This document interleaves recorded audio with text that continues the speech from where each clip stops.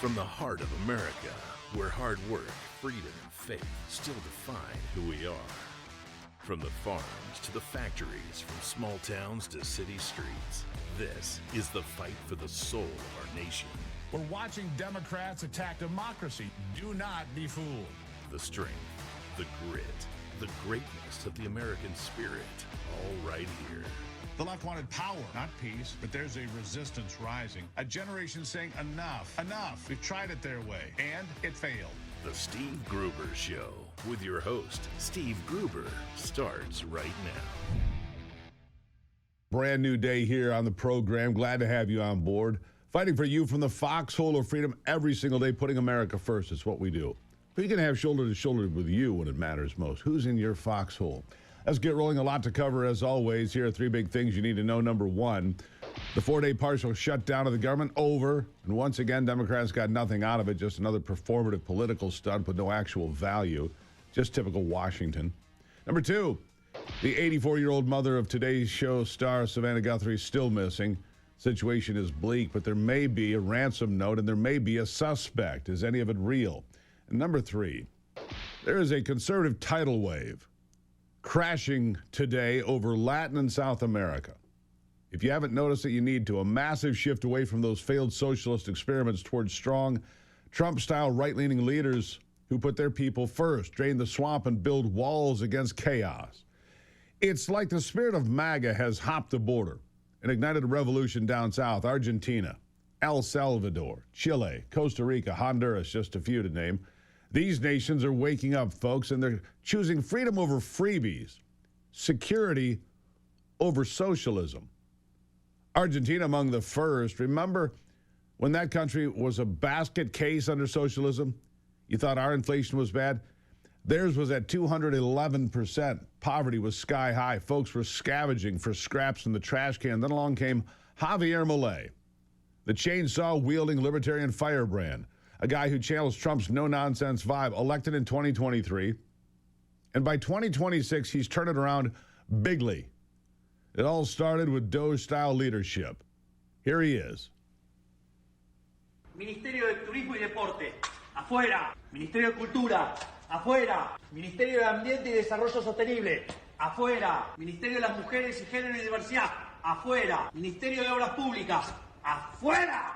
Aunque te resistas. Ministerio de Ciencia y Tecnología e Innovación, afuera. Ministerio de Trabajo, Empleo y Seguridad Social, afuera. Ministerio de Educación, adoctrinamiento, afuera. Anyhow, you get the point. So here's what's happening. If you're listening and you're not seeing the video, he's at a whiteboard, and these are government agencies. Afuera, afuera, I think is what he's saying. They're gone. Eliminating them. Inflation not great there, but it has fallen from 300% at the high end to 30%. Poverty has dropped from 57% to 27%. And the economy in Argentina is finally growing again. He slashed government ministries in half, as you just heard, fired tens of thousands of people that eliminated bureaucratic dead weight and pushed through 13,500 reforms to unleash the free market again in Argentina. Midterms in 2025, landslide for Milei, gaining over 40% of the vote and doubling his congressional seats. Why? Because he understands the truth about government. This was his speech at the World Economic Forum last year. Here he is. Do not surrender to the advance of the state. The state is not the solution. The state is the problem itself. You are the true protagonists of this story. And rest assured that as from today, Argentina is your staunch, unconditional ally. Thank you very much, and long live freedom. Damn it. Long live freedom, damn it. The state is the problem. Sounds like Ronald Reagan, doesn't it? The government is the problem. Now hop over to El Salvador. Nayib Bukele, another Trump-esque powerhouse. This guy's a security wizard. Back in 2019, El Salvador was the murder capital of the entire world. Gangs like MS-13 running the streets, extorting everyone from street vendors to CEOs. Homicides at 103 per 100,000. It was pure hell. Bukele comes in, cracks down with his iron fist. Mega prisons, mass arrests, zero tolerance. By 2026, get this, homicides 1.6 per 100,000. 1.6, down from 103. It's remarkable. El Salvador is safer than Canada and parts of the United States. Folks can walk the streets at night. Tourism's booming with Bitcoin Beach and international events like Miss Universe. Sure, the left whines about authoritarianism, but Bukele's approval rating over 90%.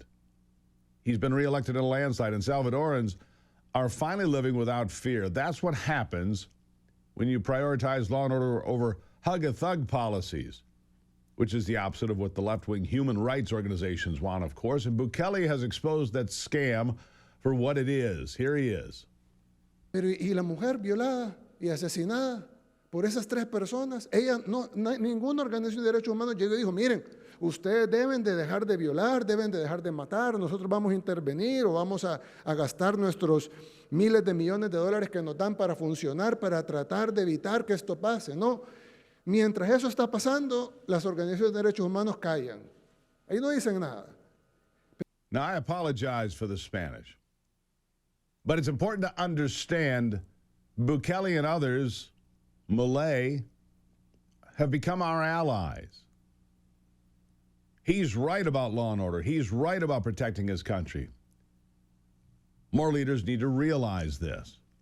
And frankly, they are. Chile headed the same way. The South American country just elected far-right Jose Antonio Cast in 25.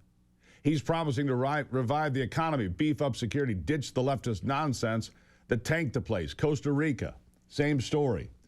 This week, they voted in their most right-wing president ever, Laura Fernandez Delgado, who promised to work hand-in-hand with our DEA and wants to build a massive prison just like El Salvador's CICOT to get the worst of the worst off the streets. Add in Ecuador's Daniel Noboa, Bolivia's Rodriguez Paz, Honduras, the list goes on.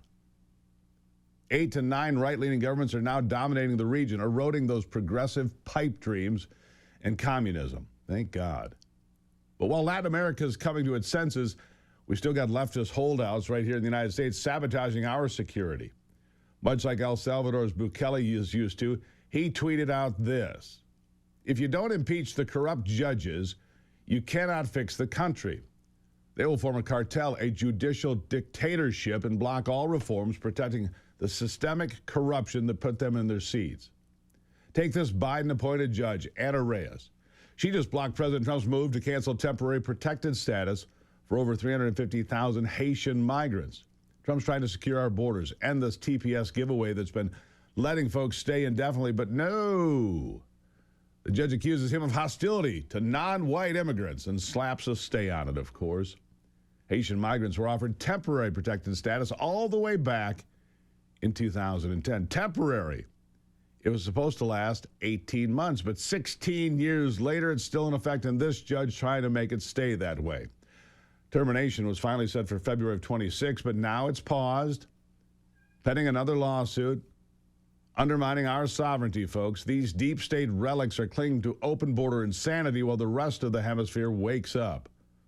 It's proof America's leftists are the last dinosaurs refusing to evolve. There are going to be setbacks, we've seen as much, but the progress today is undeniable. It's good news.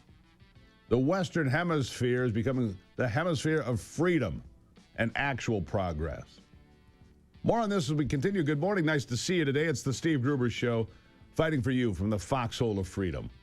I'll be right back.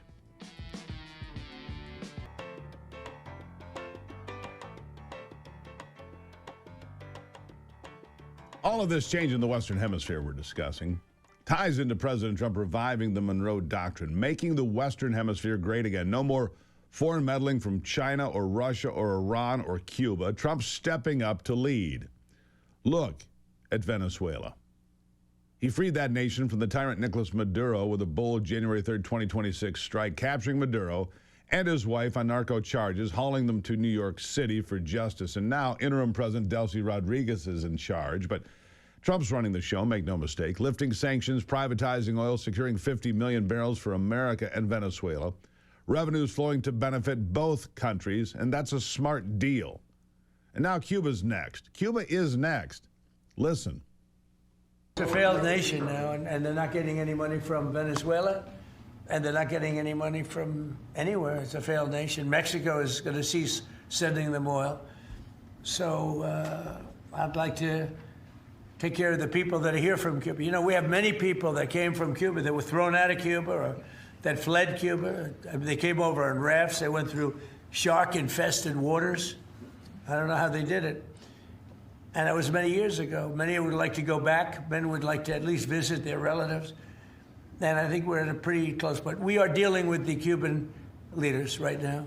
And how are they doing that? Well, Trump is squeezing their oil lifeline with tariffs on suppliers like Mexico now, forcing them to the table. He says we're talking to Cuba's top brass and a deal is coming, ending their socialist nightmare, just like Venezuela. This is what 65 years of communism actually looks like. It's pretty bleak. It's why so many Latin and South Americans are coming to their sense, while Trump's making the hemisphere safer, stronger, without endless U.S. handouts. Interior Secretary Doug Burgum says Trump is still putting America first, no matter what he does. Here's the secretary. With President Trump, you know, whatever deal that he strikes is going to be good for the American people. And this is just another example of President Trump understanding that energy dominance leads to peace abroad. It leads to prosperity at home.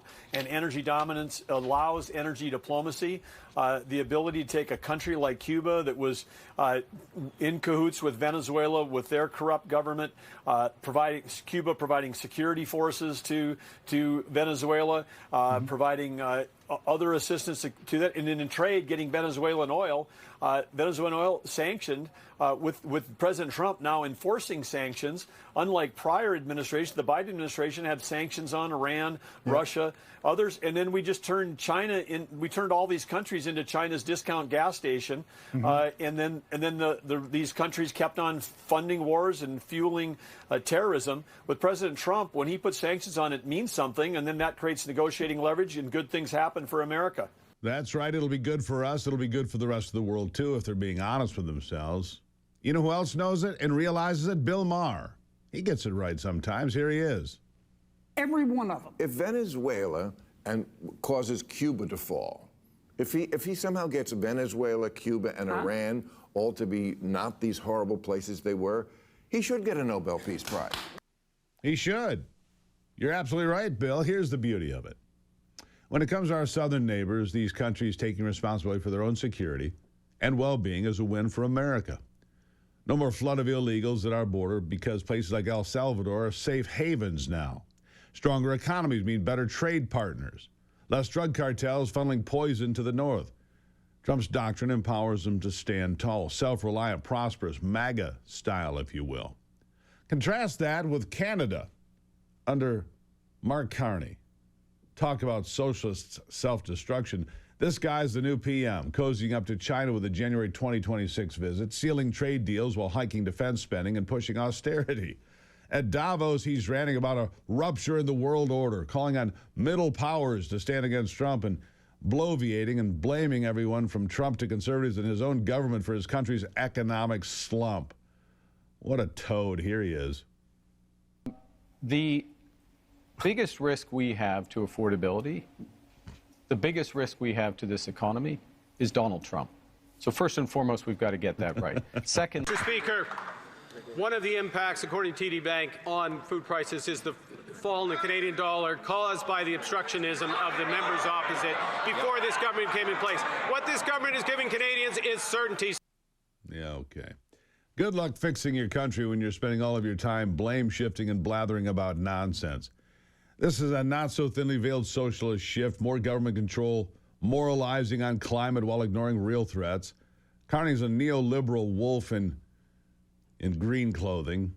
But as China reset and anti-U.S. posturing screamed left-wing delusion, Canada's economy is stalling. They're heading for the same cliff Latin America just climbed off from. Folks, the message is clear. Trump's vision is winning hearts and minds and nations. Latin America is rising. Cuba's on the brink. Venezuela's liberated. And while Canada's Carney flounders, it's time to make the whole hemisphere great again. And he's doing that. There you have it. There's the monologue. Did you know that American homeowners nationwide have over $32 trillion in equity and cyber criminals are targeting it with a growing scam the FBI calls house stealing? House alarms, doorbell cameras, deadbolts. They don't work against these thieves. They're not after your stuff. They're after the equity you've built in your home after paying your mortgage all these years. If your title is not being monitored, scammers can transfer the title into the home into their name using a few documents down at the county. Then they take loans against your money. Or they could even sell behind your back. And the worst part is you don't even find out until there's a collection notice in your mailbox. By then, however, the damage has been done. The best way to protect your equity is triple lock protection from my friends at Home Title Lock. Triple lock protection, 24/7 monitoring, alerts of any kind, and God forbid if the worst happens, restoration services at no out-of-pocket cost to you. You can check on your home's title today and make sure you're not already a victim. Use the promo code Gruber at HometitleLock.com to make sure your title is still in your name. You also get a free title history report plus a free 14-day trial of their $1 million triple lock protection. That's 24/7 monitoring of your title, urgent alerts to you, to any changes, and if the fraud should happen, they'll spend $1 million to fix it, not out of your pocket. Go to HometitleLock.com now. Use the promo code Gruber, HometitleLock.com. Promo code Gruber. Remember to support the great folks that support these platforms like this one. I'll be right back.